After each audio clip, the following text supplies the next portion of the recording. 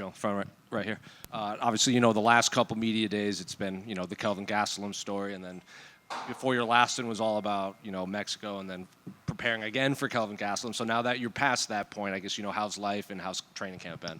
It's good, man. I feel really good, and I'm excited to be here. I'm excited to fight. I'm glad Mexico and Kelvin Gastelum's in the past, and I got the win. That's all that matters.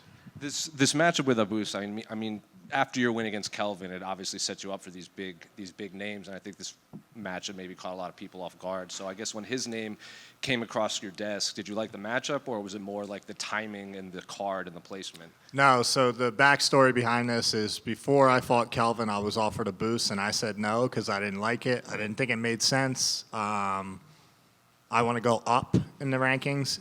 I know it would have done something for my resume to beat a guy like Abus back then before I beat Kelvin. But Abus was behind me. Then he got the Michel Pereira fight. He won. He was ranked. I wasn't. I won. And the second I won, I told my manager, I said, I want to fight Abus because I didn't like the narrative of, I'm not going to say who, but they kind of acted like I didn't want the fight because I was scared or like, I don't know what it was. So I was like, yeah, give me Abus Magomedov. Let's run it. He's ahead of me. So I know you don't want to get into it, but someone from his team is saying you were scared to fight? No. Somebody in the UFC. And then obviously before your fight against Kelvin, you kept telling us you wanted to test that chin of Kelvin, that signature chin. So I guess what do you see from Abus that I guess you want to test or you like about this matchup? His record. He's 28-6. He's a Russian guy that lives in Germany and trains an American top team or whatever it is. But he's a really skilled, powerful dude. He's got knockout power. He possesses a lot of threats and. Who better to knock out than a guy like that who, is very respected, I think, So, yeah, I think it makes sense. Is the fact that he's basically only lost to guys in, the top 5, does that kind of add something to, you do what those guys did and you deserve to be up there? 100%. He's, like I said, he's a very skilled guy, but he lost to Sean Strickland, obviously, and then he lost to Kyle. But the common theme that I'm seeing in this matchup is that he's able to be hurt, and he slows down significantly after round 2. So, which is kind of funny because everybody shits on my cardio, and I got the same guy who's got shitty cardio like me. So, last one for me. I think it was maybe a year or so ago at Media Day. I think it was before your Marc Andre fight. You were saying, everyone downplays you. You kind of felt like, and you said that's something I need to work on and learn to deal with that. So I guess now, a year later, how's it been dealing with what at the time you were very kind of annoyed by? It's a couple things. There's a couple things to answer that question. I've emotionally detached myself from social media, so I think kind of everything everybody says is really funny. I've also said things to trigger people and piss them off, so it is what it is. But I'm a blunt person. I'm an honest person. And if you ask me a question and I answer it honestly, I'm subject to criticism. So it is what it is, man. It's like you're damned if you do, you're damned if you don't. I'm always going to be me, and I'm not shameful to be myself. And that's why I've stood behind some of the things that I've said, and that's it. I'm Joe Pyfer, nobody else. I don't have to please anybody else. I'm the one that has to put my head on the pillow, wake up, be motivated, come here, be happy, and try to make a living for myself. So at the end of the day, everybody else, again, just like I said about a certain country, you can suck my balls, bro. I'm me. Did you have to work on emotionally separating yourself from social media? Because I remember there are times you get pretty fired up about some comments. How did you exactly come to this sort of namaste place that you are right now? I absolutely had to work on emotionally separating myself because when I got in the UFC, everybody, connected with my story and were real happy about me. And, now when you fast forward to now, it's because I've said some things that people don't like because you got to remember in the beginning, you're grateful and all these things, and I'm still grateful. But, now I have to get into the business side of it. And I have to fight these people, and I have to say things and, talk about opponents. And it's hard to talk about opponents, man. I don't like somebody that's trying to beat my ass and take my money from me. I lose, I don't make money. So, I'm an intense person. But, yeah, I had to emotionally detach myself, and that took a little bit of time. And,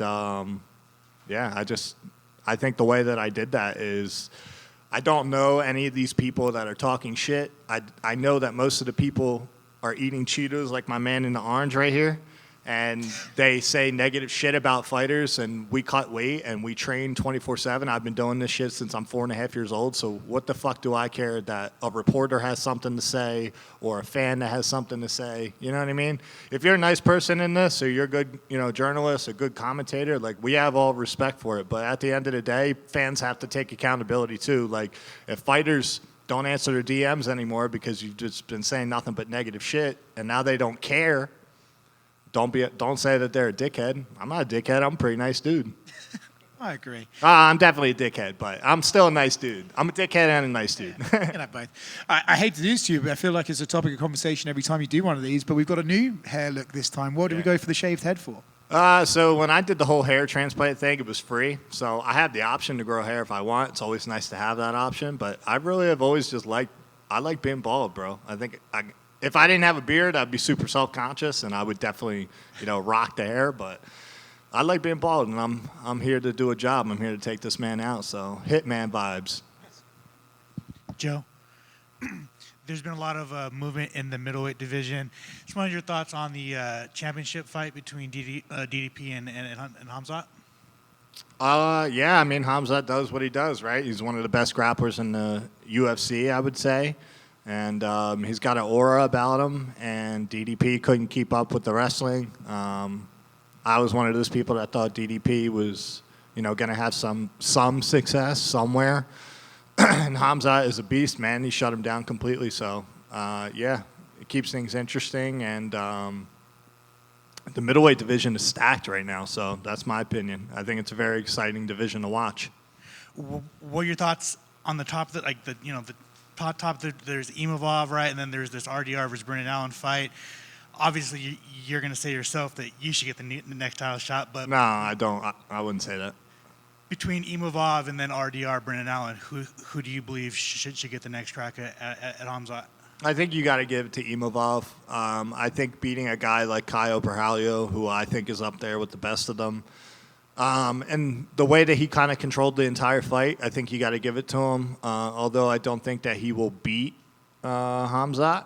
Yeah, I think after that fight, then it's going to come down to whoever wins between RDR and Brendan, and then somebody's got to fight Fluffy because Fluffy's on a nice tear too.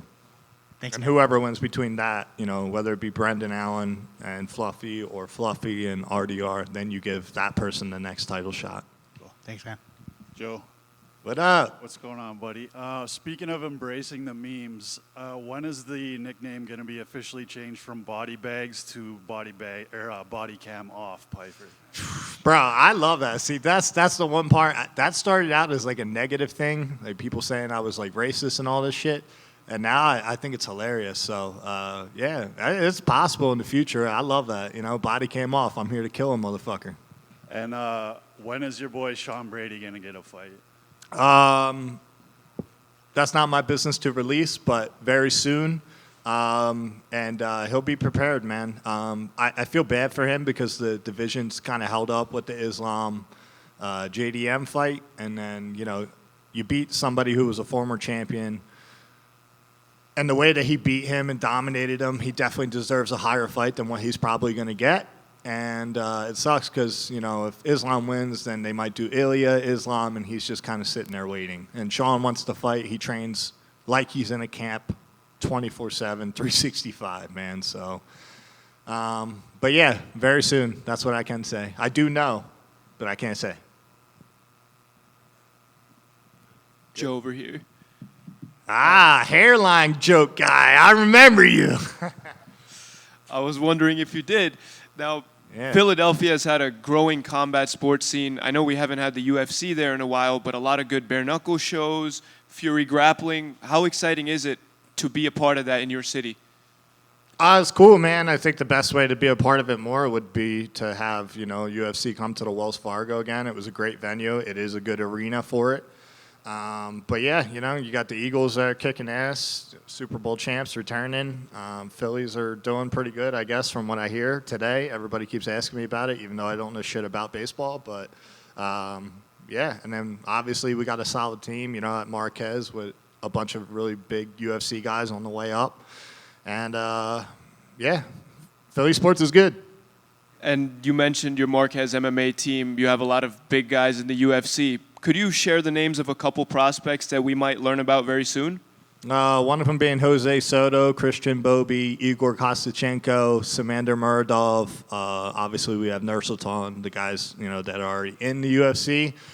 But yeah, we got a lot of talent, man. We're a talent-rich gym, and we've been building bigger and bigger. And we got people from all across the world training with us. And yeah, I think that we got something good cooking over here, and it's up to us to perform, up to us to do our jobs. And the only thing I want to elaborate on about that, though, about our gym is I got a lot of criticism for the Kelvin Gastelum fight, which is wild because I heard him, I dropped him, he stopped coming forward, and our game plan was to counter his aggression.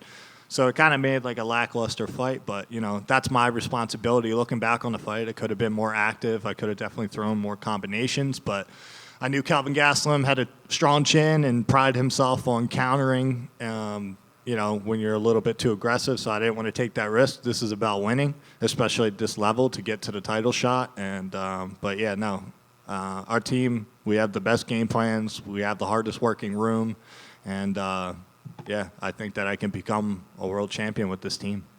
Best of skill on Saturday. Thank you. I like that. Thank you.